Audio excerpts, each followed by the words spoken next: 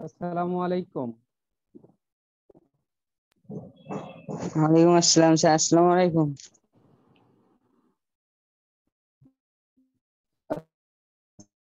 আসসালামু আলাইকুম। ওয়ালাইকুম আসসালাম। প্রিয় শিক্ষার্থী বন্ধুরা, শুধু সিয়াম, জি স্যার। আর কেউ নাই? আমরা কি আরেকটু আর দেরি তো করব? মনে করছে যে 12টার সময়, তো সেই জন্য ঢুকতেছে না। নয়ন ভাই শুনতে পাচ্ছেন? নয়ন ভাই, নয়ন ভাই,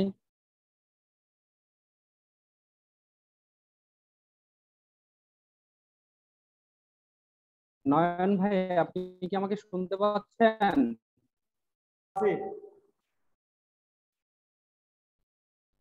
আপনি আমার স্ক্রিনে দেখেন, ওই যে 3টা ডট দেয়া আছে না, ওখানে যান, ওখানে গিয়ে আমাকে হোস্ট বানিয়ে দেন।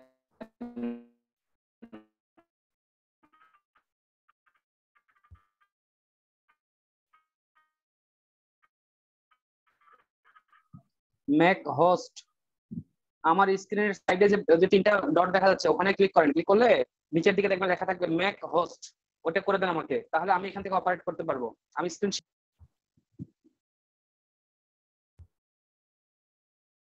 স্যার।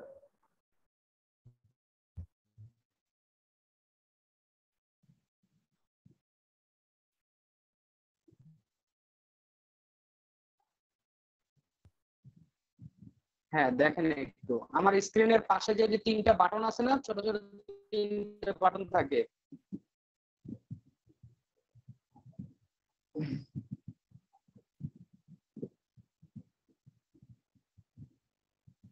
নারায়ণ ভাই পারেন নাই?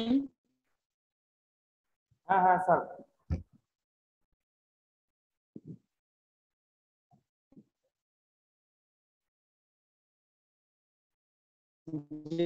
Thank you. হ্যাঁ স্যার, আপনাকে আর কিছু করতে হবে না। হ্যাঁ হ্যাঁ হ্যাঁ, ওকে নয়ন ভাই, ধন্যবাদ আপনাকে। সিফাত সিয়াম, এই মুহূর্তে বোধহয় সবাই ব্যস্ত।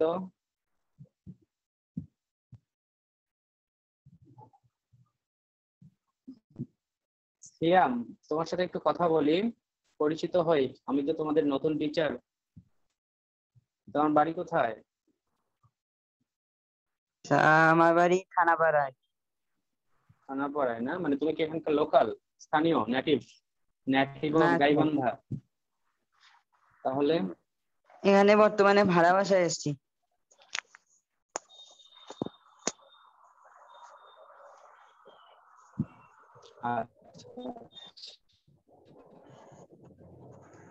তোমাদের গ্রামের বাড়ি কোথায়? আচ্ছা, আমাদের গ্রামের বাড়ি Harinabari. Siam, can you hear me? জি স্যার, বলেছি আমাদের তোমাদের গ্রামের গ্রামের বাড়ি বাড়ি কোথায়? হরিণাবাড়ি। হরিণাবাড়ি এটা কোথায়? সোনাতলার দিকে নাকি না সাগাটা? না, Nagaihat road. Nakaihat road, yes, মনে পড়েছে আমারও। ডে শিফটের মেবি 57 রোল। জি স্যার। শুনতে পাচ্ছ? তোমার ভিডিও পরিচিত হই।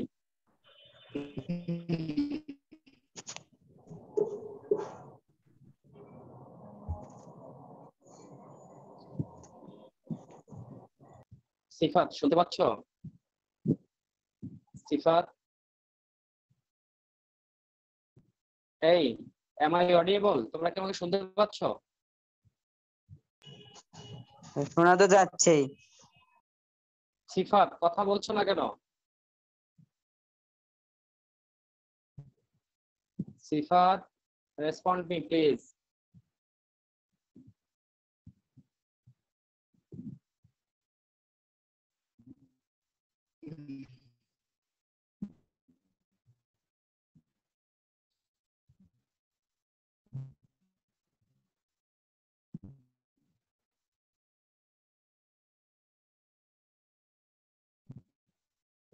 সিফাত মনে হয় আমাকে শুনতে পাচ্ছে না।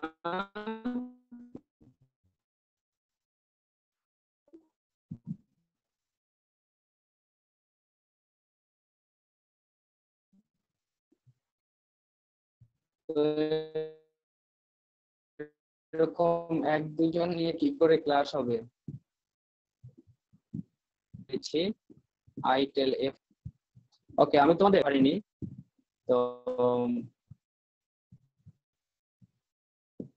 সেভাবে আসলে টাইমিংটা হয়নি, যার কারণে তোমাদের সাথে পরিচয়ও হয়নি সেভাবে। এখন থেকে ইনশাল্লাহ কন্টিনিউ করব। আমার পরিচয়, আমি জাফরুল বাড়ি, আমার হোম ডিস্ট্রিক্ট কুড়িগ্রাম। তোমাদের এখানে নতুন জয়েন করেছি তোমাদের ইংরেজি শিক্ষক হিসেবে। আমার পড়াশোনা কুড়িগ্রাম সরকারি কলেজ থেকে ইংরেজিতে অনার্স এবং মাস্টার্স, আর আইএলটিএস করেছি ব্রিটিশ কাউন্সিল থেকে। আইএলটিএস তোমরা হয়তো বা ওইভাবে বোঝো না, তোমরা বোঝো IELTS, মানে রিডিং রাইটিং এইসবের একটা কোর্স। ব্রিটিশ কাউন্সিল থেকে করেছি, এটাতে আমার রেজাল্টটা খুব ভালো। আমি 8.5 পেয়েছিলাম আউট অফ 9। আর আমার মাদ্রাসা ডিগ্রিও রয়েছে। আমি মাদ্রাসা থেকে হাদিস এবং কামিল করেছি। ব্যক্তি জীবনে আমি বিবাহিত, আমি এক কন্যা সন্তানের বাবা। হ্যাঁ, আমার সন্তানের বয়স 6 বছর। That is my self. আর তোমাদেরকে আসলে কি পড়াতে হবে এটা আমি নিজেও জানি না, জাস্ট তোমাদের সাথে আজকে পরিচিতি পর্বটা সারার জন্যই জয়েন করেছি। তো আমি একসময় ব্যাংকে জব করতাম, ইসলামী ব্যাংকে সিনিয়র অফিসার হিসেবে ছিলাম প্রায় 6.5 বছর, 6.5 বছর প্লাস 7 বছরের কাছাকাছি। আর এখানে তো জয়েন করেছি 1 বছরের মতো হলো, তোমাদের সাথে কখনোই ক্লাস নেওয়া হয়নি। হয়তো বা স্কুল খুললে আশা করি তোমাদের সাথে যোগাযোগ হবে ইনশাল্লাহ। তো আমি তোমাদের কাছ থেকে জানতে চাচ্ছি, তোমরা আমার কাছ থেকে কি শিখতে চাও বা কি জানতে চাও? You all are requested to respond me, please.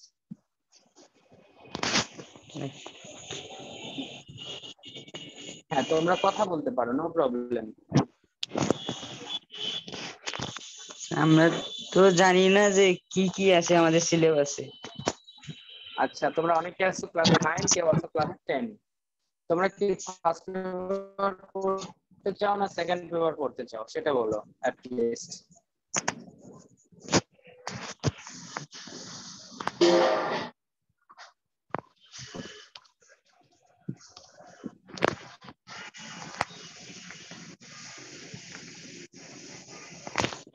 তৌফিক ইলাহি, তুমি কি শুনতে পাচ্ছ আমায়? জি স্যার। তোমার কিছু মতামত বলো, অ্যাটলিস্ট তোমার মোটিভেট দিয়ে বলো তুমি কি জানতে চাও আমার কাছে। তুমি তৌফিক ইলাহি না? তোর বাড়ি কোথায়? স্যার বাংলা বাজার। বাংলা বাজার, পুলিশ লাইনের ওইদিকে।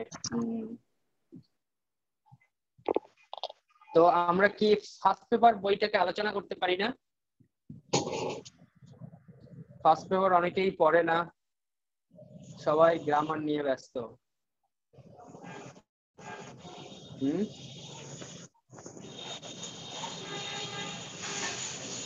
তোমরা কি বলো? জি স্যার। আচ্ছা, আমি একটা বিষয় তোমাদের সাথে শেয়ার করছি, দেখো। সেটা হচ্ছে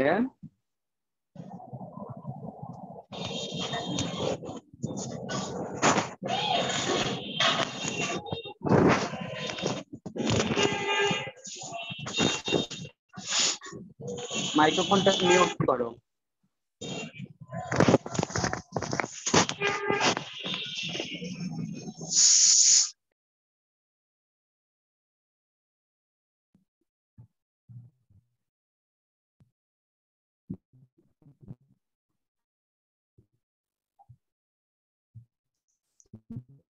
তোমাদের ফার্স্ট পেপার বইটাকে ওপেন করো। আমি জিনিস আজকে তোমাদের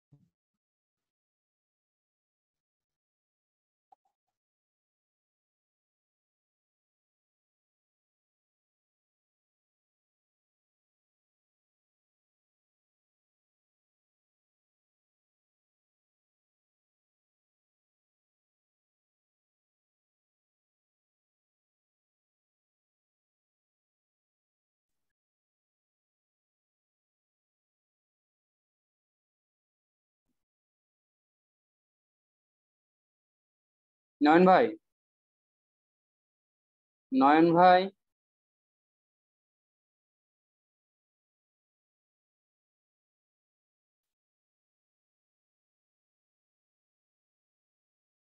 হ্যালো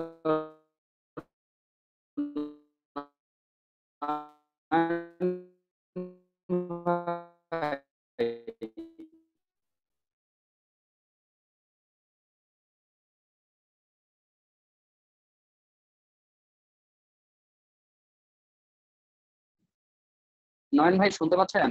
ওইটা হাতে নাও তো একটু। তোমরা যে তিনজন আছো, জুবাইর আল মাহমুদ, তৌফিক ইলাহি এবং সিয়াম, তোমরা কি আমাকে শুনতে পাচ্ছ কিনা? শোনা যায় স্যার। জি, তোমরা ফার্স্ট বার বইটা হাতে নাও তো। এই নয়ন ভাই, আপনি কি আছেন?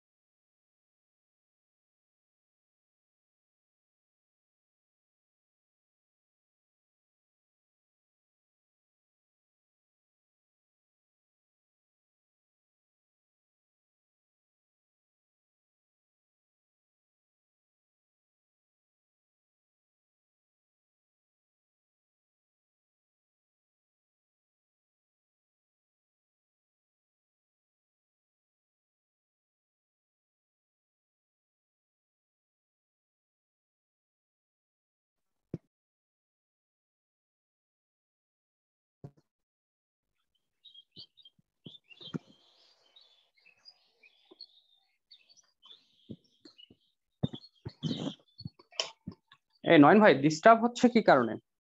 আপনার ওখান থেকে বারবার নেট কেটে যাচ্ছে।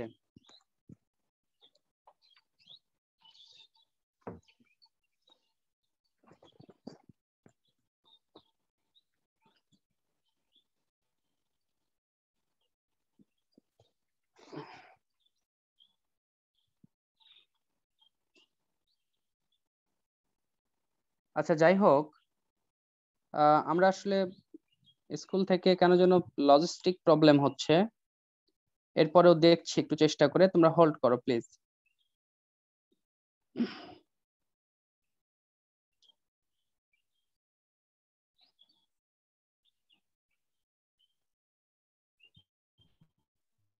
আশা করছি এবার আর ঝামেলা হবে না। হ্যাঁ, তোমরা একটা তোমাদের ক্লাসের ফার্স্ট পেপার বইটা দেখতে পাচ্ছ। তো এই বইটাতে মূলত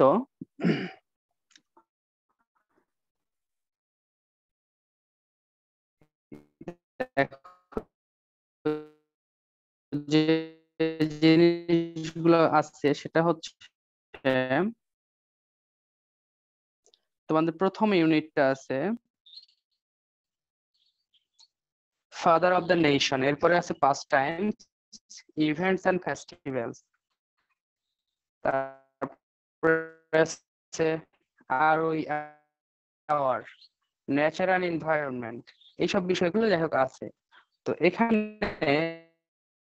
এই তোমাদের নতুন সিলেবাসে যে সংযোজন সেটা হচ্ছে ফাদার অফ দ্য নেশন, কিন্তু ক্লাস 10-এ যারা আছো তাদের এই চ্যাপ্টারটা নাই।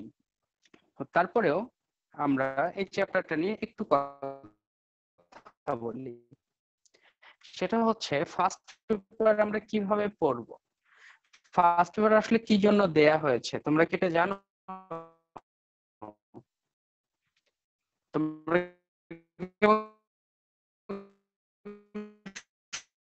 শুনতে পাচ্ছ? Hello, am I audible to you? আপনার কথা জুবায়ের ভাঙে শুনতে ভাঙে পাচ্ছ? শোনা যায়। সিয়াম, তৌফিক,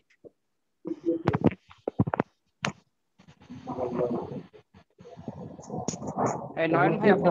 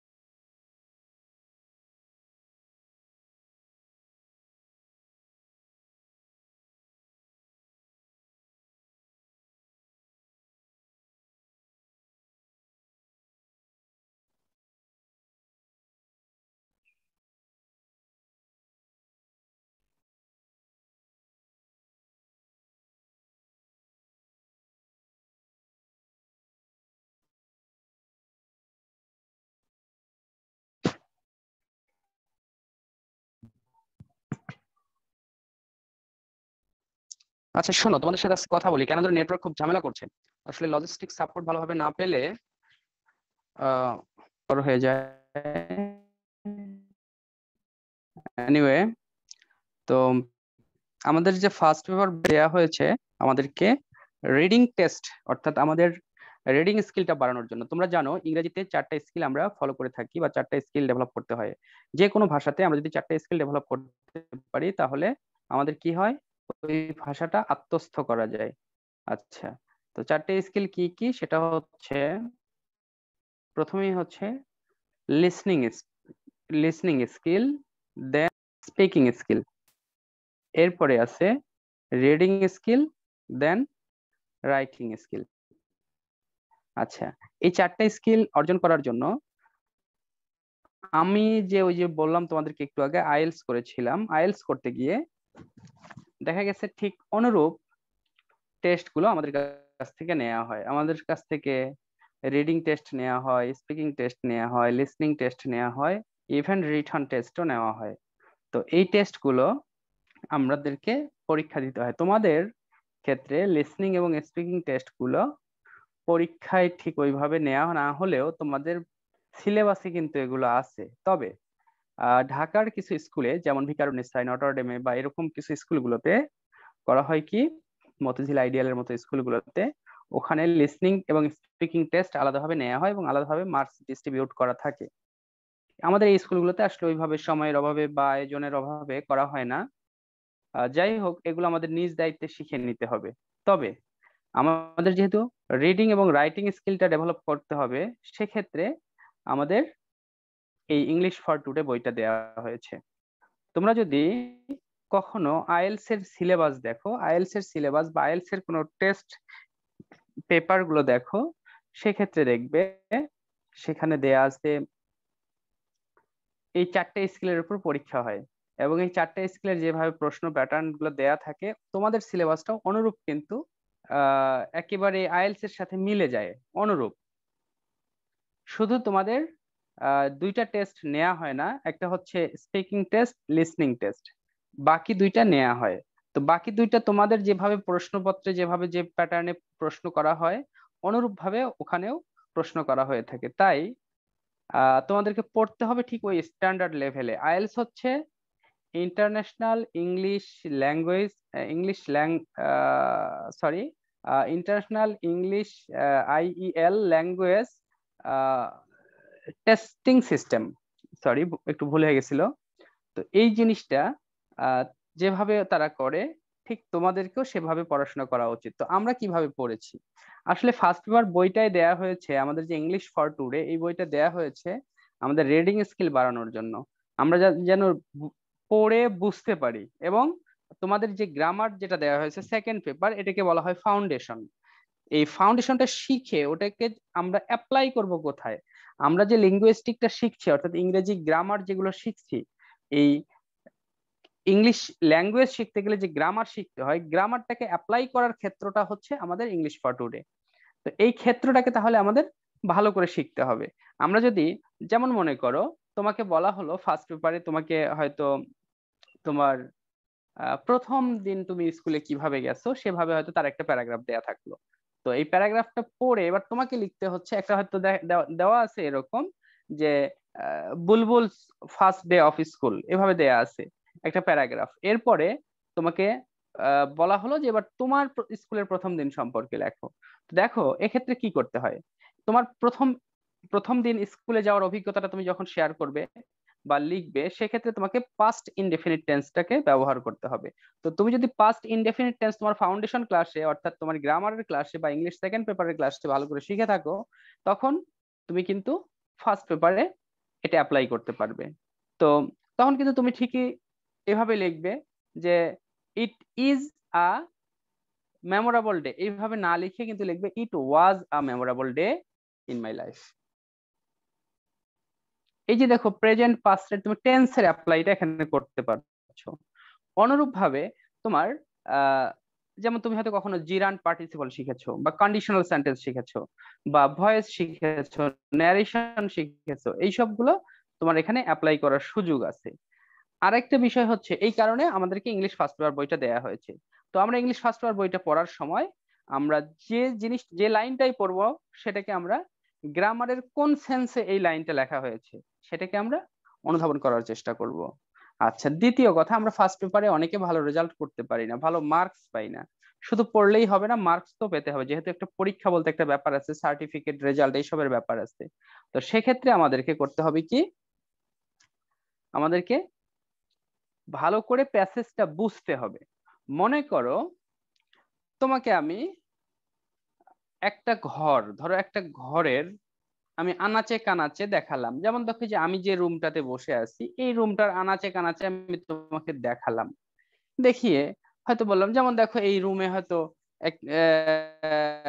কয়েকটা চেয়ার আছে, কয়েকটা টেবিল আছে, হ্যাঁ এরকম বেঞ্চ আছে, এই এটসেট্রা এটসেট্রা, সকল বেঞ্চ গুলো চেয়ার আছে এটা দেখালাম, চেয়ারের রং কেমন এটা দেখালাম। দেখানোর পরে যদি আমি তোমাকে প্রশ্ন করি বলো তো এই রুমে কয়টা চেয়ার আছে, হয়তো এই রুমে 5টা চেয়ার আছে, তোমাকে পরবর্তী প্রশ্ন করলে তুমি উত্তর দিতে পারবে না? কথা বলো প্লিজ। হ্যাঁ স্যার। এই যে তোমাদের সৃজনশীল বা কমিউনিকেটিভ, সরি তোমাদের যে ইংলিশটা সৃজনশীল নয়, ইংলিশটা হচ্ছে কমিউনিকেটিভ সিলেবাস। তো এই যে বলা হলো যে 5টা চেয়ার আছে তোমাকে দেখানো হলো, এরপরে যদি তোমাকে একই প্রশ্ন করা হয় তখন কিন্তু তুমি ঠিকই উত্তর দিতে পারবে। ফার্স্ট পেপারের পড়াটা হচ্ছে এরকম। কিন্তু আমরা ফার্স্ট পেপারে কেন খারাপ করি? ফার্স্ট পেপারে খারাপ করি এই কারণে, ওই যে আমাদেরকে যে সিন প্যাসেজ বা আনসিন প্যাসেজ গুলো দেয়া থাকে সেই প্যাসেজ গুলো আমরা বুঝি না। অনেক বড় বড় প্যাসেজ দেয়া থাকে, ওই প্যাসেজ গুলো আমরা না বুঝে তখন কি করি, অ্যান্সার করতে না পেরে হা হুতাশ করি। আচ্ছা, অথচ এইটা কিন্তু হা হুতাশ করার জন্য নয়, এটা হয়েছে এরকম, তুমি কিছু পড়বে, পড়ে পড়ে তোমার একটা অভিজ্ঞতা অর্জন হবে। আচ্ছা, মনে করো ছোটবেলায় তুমি যখন হাঁটতে শিখেছো, তখন কি তুমি দৌড়াতে পারতে? তুমি দৌড়াতে পারতে না। তোমাকে কি করেছে, প্রথমে হাত ধরে ধরে হাঁটা শেখানো হয়েছে। হাঁটা শেখার পরে তুমি আস্তে আস্তে হাঁটতে শিখেছো। তখন কিন্তু তুমি দৌড়াতে শেখোনি। যখন তুমি হাঁটতে শিখলে, তখন তোমাকে কিন্তু দৌড়াতে দেওয়া হলো। তুমি একটা জিনিস খেয়াল করিও, যারা সবেমাত্র স্কুল কামিং, ওই বাচ্চাদেরকে কি দৌড় প্রতিযোগিতায় অংশগ্রহণ করতে দেয়? দেয় না। দৌড় প্রতিযোগিতায় অংশগ্রহণ করে কারা? 3-4 এর বাচ্চারা বা 1-2 এর বাচ্চারা, নার্সারির বাচ্চারা কিন্তু ওইভাবে করে না। এরপরে আরো অনেক যে বুদ্ধিদীপ্ত যে খেলাগুলো থাকে, সেগুলো কিন্তু ছোট বাচ্চাদেরকে ওইভাবে দেওয়া হয় না। তো বিষয়টা হলো এই, তোমাদেরকে কিন্তু প্রথমেই পরীক্ষা নেওয়া হয় না, আগে তোমাদেরকে 1 বছর বা 2 বছর পড়ানো হচ্ছে, তোমার রিডিং স্কিল বাড়ানো হচ্ছে, তোমার রাইটিং স্কিল বাড়ানো হচ্ছে, এরপরে তোমাকে সিন প্যাসেজ, অর্থাৎ তুমি এই 1 বছরে বা 2 বছরে যা পড়ছো সেটা কিন্তু তোমার পরীক্ষা দেওয়া থাকে। দ্যাট মিন তোমার ইংলিশ ফর টুডে বই থেকে একটা প্যাসেজ তুলে দেওয়া থাকে প্রথমেই, ওখান থেকে তোমাকে অ্যান্সার করতে হবে, এগুলো কমন। এখন তুমি যেহেতু তুমি ভালো পড়তে পারো, তুমি ইংরেজি পড়ে বুঝতে পারো, ইংরেজি অন্য দেশের অন্য মানুষের অন্য একটা ভাষা, বিদেশি একটা ভাষা, আমাদের কাছে একেবারে আননোন, সেই ভাষাটা তুমি শিখছো, তখন কি হলো, তোমাকে 1 বছর যে প্যাসেজ গুলো পড়ানো হলো, যে প্যারাগ্রাফ গুলো পড়ানো হলো, সেগুলো তোমার থেকে তোমাকে সেটা সামনে রেখে তোমাকে কিছু প্রশ্ন দেওয়া হয়েছে, উত্তর চাওয়া হচ্ছে। এরপরে কি করা হয়, তোমাকে একটা আনসিন প্যাসেজ যেটাকে আমরা বলি, একটা মানে তোমার বইয়ের বাইরে থেকে এবার দেয়া হয়, যে তুমি তো এটা পড়ে বোঝো, দেখি এবার বইয়ের বাইরের গুলো বোঝো কিনা। কিন্তু আমরা পারি না বা আমরা বুঝি না। কেন পারি না, তার কারণটা এবার বলি। কারণটা হচ্ছে, মনে করো আমি তোমাকে একটা বাংলা বাক্য বলি, তোমরা কয়জন আছো এখানে? 5 জন। আসলে ক্লাস নিতে 50 জন স্টুডেন্ট লাগে, হ্যাঁ? ওকে, 5 জনের তো 2 জন আমরাই। আচ্ছা, আমি এবং হোস্ট। আমি তোমাকে একটা বাক্য বলি, বাক্যটা একটু ভালো করে শোনো। আজ সকালবেলা আমার বাসায় ইলিশ মাছ, মানে বারতাকু দিয়ে ইলিশ মাছ রান্না হয়েছে। খেয়াল করো, আমাদের বাসায় বারতাকু দিয়ে ইলিশ মাছ রান্না হয়েছে, এটা হচ্ছে তোমার উদ্দীপক। বাংলা, খুব ভালো করে শোনো। এবার প্রশ্ন করলাম, এই উদ্দীপক একটা লাইন, বাংলায় কিন্তু এগুলো বলছি, যে আমাদের বাসায় আজ কি হয়েছে, বারতাকু দিয়ে ইলিশ মাছ রান্না হয়েছে। আচ্ছা, বলো তো আজকে আমি কিসের তরকারি দিয়ে ভাত খাবো? কথা বলো। স্যার ইলিশ মাছের তরকারি। আহ,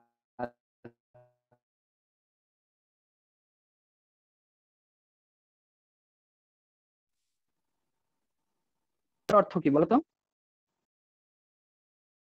এটাও একটা তোমার প্রশ্ন। কি হলো, কথা বলো। তোমরা কি শুনতে পাচ্ছ আমাকে? হ্যালো?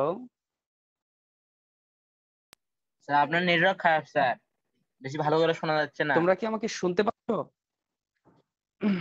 আচ্ছা, এখন শুনতে পাচ্ছ তো নাকি?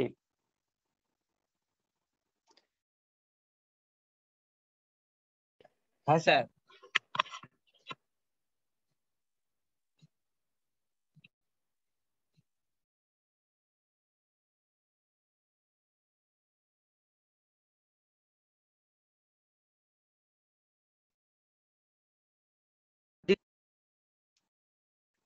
তোমরা যে বললে যে ইলিশ মাছ দিয়ে ভাত খেয়েছি, আচ্ছা, বা ইলিশ মাছ দিয়ে ভাত খাবো, এখন দ্বিতীয় প্রশ্নটা হচ্ছে বার্তাকু শব্দের অর্থ কি? কথা বলো।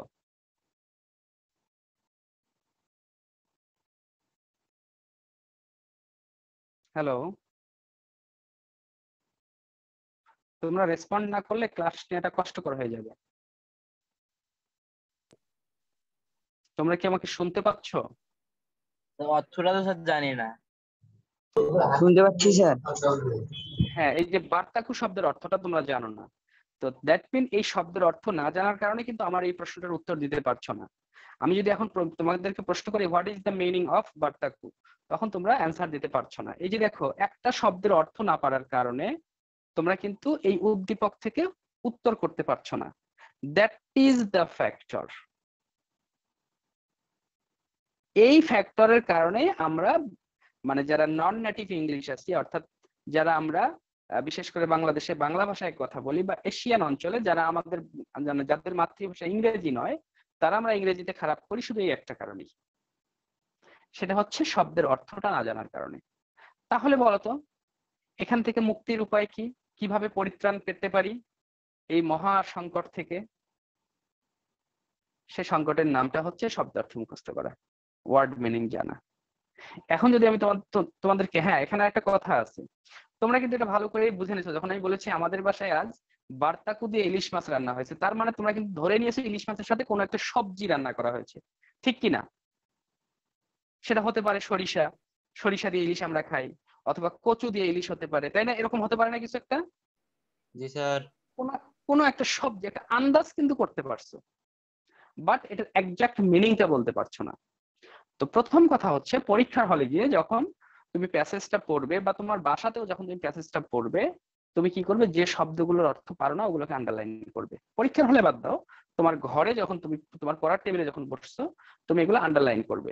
আন্ডারলাইন করে ওই শব্দের অর্থগুলো একটা ডায়েরিতে লিখে সেগুলোকে মুখস্থ করে নিবে বানান সহ, ওই শব্দটার বানান সহ মুখস্থ করে রাখবে। তাহলে কি হবে, তোমার ভোকাবুলারি পাওয়ারটাও এনরিচ হলো, এছাড়াও তুমি পরীক্ষার হলেও বা তোমার লেখার ক্ষেত্রে ওগুলোকে তুমি পরবর্তীতে অ্যাপ্লাই করতে পারবে, সোজা কথা তুমি ইউজ করতে পারবে ওই শব্দগুলো। তো যেমন দেখো, এই বার্তাকু শব্দটার যদি আমি এখন অর্থ বলে দেই, তাহলে কিন্তু তোমার এই উদ্দীপকের যে আমি দুইটা প্রশ্ন করেছি কোনোটাই তোমার আর বাদ রইলো না। প্রথম প্রশ্ন ছিল আমি আজ কি দিয়ে ভাত খাবো, তুমি বলছো ইলিশ মাছ দিয়ে, এটা কিন্তু আংশিক হয়ে গেছে। উত্তরটা হতো এরকম যে বার্তাকু এবং ইলিশ, বার্তাকু দিয়ে ইলিশ মাছ রান্না হয়েছে, সেই তরকারি দিয়ে আপনি ভাত খাবেন। আর দ্বিতীয় প্রশ্ন ছিল বার্তাকু শব্দের অর্থ কি, তুমি বলতে পারোনি। কিন্তু যদি বার্তাকু শব্দের অর্থটা জানতে, তাহলে কিন্তু তোমার একেবারে 100-এ 100 অ্যান্সার হয়ে গেল। এখন যদি তোমার কোনোভাবে জানা থাকে বার্তাকু মানে বেগুন, তখন কি তোমার আর বলো তো প্রশ্নের উত্তর বাকি থাকলো? এজন্য বাবা শব্দার্থ মুখস্থ করো। যাক, আজকের আমার নতুন একটা শব্দ শিখলাম। জি, বার্তাকু শব্দের অর্থ বেগুন। একটু নতুন না, একেবারে আনকমন। জি স্যার। আচ্ছা, তো যাক, আমার ক্লাসে এভাবে জয়েন করে সবাইকে বলো, তোমার বন্ধু বান্ধবদেরকে ক্লাসে জয়েন করতে বলো, নতুন নতুন কিছু শিখবো। আর সবচেয়ে বড় কথা, আমি হচ্ছে উচ্চারণের মাস্টার। হ্যাঁ, আমি প্রোনাউন্সিয়েশন খুব ভালো পড়াতে পারি। ইংরেজি বিভিন্ন শব্দের প্রোনাউন্সিয়েশন গুলো আমরা সাধারণত বাঙালিরা ভুল উচ্চারণ করে থাকি বা আমাদের মতো করে উচ্চারণ করে থাকি। হ্যাঁ, আমি বলছি না ব্রিটিশ অ্যাকসেন্ট বা আমেরিকান অ্যাকসেন্টে উচ্চারণ করতে হবে, অ্যাটলিস্ট শুদ্ধ করে উচ্চারণ করা, এগুলো আমি শেখাতে পারবো ইনশাল্লাহ। তোমরা আমাদের ক্লাসে আসবে, নিয়মিত জয়েন করবে। তাছাড়াও স্কুল খুলছে, স্কুলেও দেখা হবে। হ্যাঁ, আর যে কোনো সময় যে কোনো পরামর্শের ক্ষেত্রে ওই যে দেখো আমার নামের পাশে আমার মোবাইল নাম্বার দেয়া আছে 01871350350, যোগাযোগ করতে পারো। কেমন? আচ্ছা, নেটওয়ার্কটা খুব প্রবলেম করছে। হ্যাঁ, আজ রাখছি। আজকের তাহলে সাজেশন এটাই, যেহেতু এটা আমাদের ইনাগুরেশন তোমাদের সাথে, আজকের পরামর্শ তোমাদেরকে এটাই দিব যে ফার্স্ট পেপারটা তোমরা পড়ার সময় অবশ্যই শব্দার্থগুলো জেনে নিবে এবং শব্দার্থগুলো মুখস্থ করে ফেলবে। আর গ্রামারের যে নিয়মগুলো শিখবে সেগুলো ফার্স্ট পেপারে লেখার সময় বা ফার্স্ট পেপারে পড়ার সময় সেগুলোকে অ্যাপ্লাই করবে। তুমি একটা লাইন পড়ছো, লাইনটা পড়ার পরে যেমন দেওয়া আছে হয়তো যে বাংলাদেশ ওয়াজ ইন্ডিপেন্ডেন্ট ইন 1971। এখন তোমাকে চিন্তা করতে হবে এটা কেন এরকম হলো, বাংলাদেশ ওয়াজ কেন হলো, ইজ কেন হলো না। তখন তোমাকে চিন্তা করতে হবে অতীতের কোনো ঘটনা উল্লেখ করলে কি হয়, পাস্ট ইনডেফিনিট টেন্সে করতে হয়। অনুরূপ ভাবে দেওয়া আছে যে বঙ্গবন্ধু ওয়াজ বর্ন ইন 1920। এই যে বঙ্গবন্ধু ওয়াজ বর্ন, এটা কিভাবে ওয়াজ বর্ন হলো, কেন ওয়াজ অক্সিলারি ভার্ব আবার বর্ন, এটা এরকম কেন? এগুলো একটু চিন্তা করো যে এখানে কেন প্যাসিভ করা হয়েছে, এগুলো একটু চিন্তা করে করে পড়বে। তাহলে তোমার ব্যাকরণের যে বিদ্যাগুলো শিখছো সেগুলোকে এখানে অ্যাপ্লাই করতে পারবে। আর ফার্স্ট পেপারে ভালো নম্বর পেতে গেলে সবচেয়ে বড় কথা হচ্ছে তোমাকে নিজের মতো করে লেখা শিখতে হবে, ফ্রি হ্যান্ড রাইটিং। আমরা যারা শিক্ষকেরা আছি, বিশেষ করে আমাদের স্কুলে বা অন্যান্য জায়গায় আমরা দেখেছি, আমরা যারা ইংরেজিতে বিশেষ করে অনার্স করেছি, তাদের একটা অভিজ্ঞতা, একটা দক্ষতা খুব বেশি অর্জন করতে হতো। মনে করো অনার্সে গেলে 4 ঘন্টা পরীক্ষা দিতে হয়। এখন তোমরা কি করো, এখন এসে প্যারাগ্রাফ মুখস্থ করো, বিভিন্ন কম্প্রিহেনশন মুখস্থ করো, হয়তো 5টা মুখস্থ করো, তার মধ্যে একটা কমন পড়ে, তাই না? এরকম হয় না? আমরা ছোটবেলায় কি করতাম, মাই সেলফ মুখস্থ করতাম, মাই ফাদার, মাই মাদার, এগুলো মুখস্থ করতাম না? দা ডগ, তারপরে কাউ, এগুলো মুখস্থ করতাম। স্টুডেন্ট লাইফ, এগুলো অনার্স লেভেলে এসে কি হতো, অনার্স বা মাস্টার্সে এসে 4 ঘন্টা পরীক্ষা, ইম্পর্টেন্ট মানে 100 নম্বরের পরীক্ষার জন্য 40টা বই পড়তে হয়। যদি 40টা থেকে 40টা প্রশ্ন যদি মুখস্থ করে রাখি, তারপরেও তো কষ্ট হয়ে যাবে। 40টা প্রশ্ন মুখস্থ করা কি কম? এক একটা প্রশ্ন মনে করো যে বইয়েই দেয়া আছে 8-10 পৃষ্ঠা, লিখতে গেলে তো 17-18-20 পৃষ্ঠা হয়ে যায়। এই জন্য মুখস্থ বিদ্যা নয়, নিজের মতো করে লেখা শিখতে হবে, তাহলে ভালো নম্বর পাওয়া যায়। এই যে তোমাদের কমপ্লিটিং স্টোরি আছে, ইমেইল রাইটিং আছে, অ্যাপ্লিকেশন রাইটিং আছে, প্যারাগ্রাফ রাইটিং, এটসেট্রা এটসেট্রা, এগুলো যে আছে, এই জিনিসগুলো তোমাদেরকে নিজের মতো করে লেখা শিখতে হবে। আর সেক্ষেত্রে শব্দার্থ জানাটা খুবই জরুরি। সর্বশেষ, আজ উচ্চারণ, যেহেতু আমি বললাম, আমার একটা পরিচয় দিলাম যে আমি উচ্চারণের মাস্টার, আজকে তোমাদেরকে একটা শব্দের ভুল উচ্চারণ এবং সঠিক উচ্চারণ শিখিয়ে দিচ্ছি। একটু আগে আমি একটা শব্দ বলেছিলাম ইটিসি, ইটিসি মানে কি? ইত্যাদি। এর উচ্চারণ কি? আমরা বলি এটসেট্রা, ঠিক না? স্যার আমরা বলি এটসেট্রা, এটা ভুল উচ্চারণ। সঠিক উচ্চারণটা হচ্ছে এটসেটেরা, এট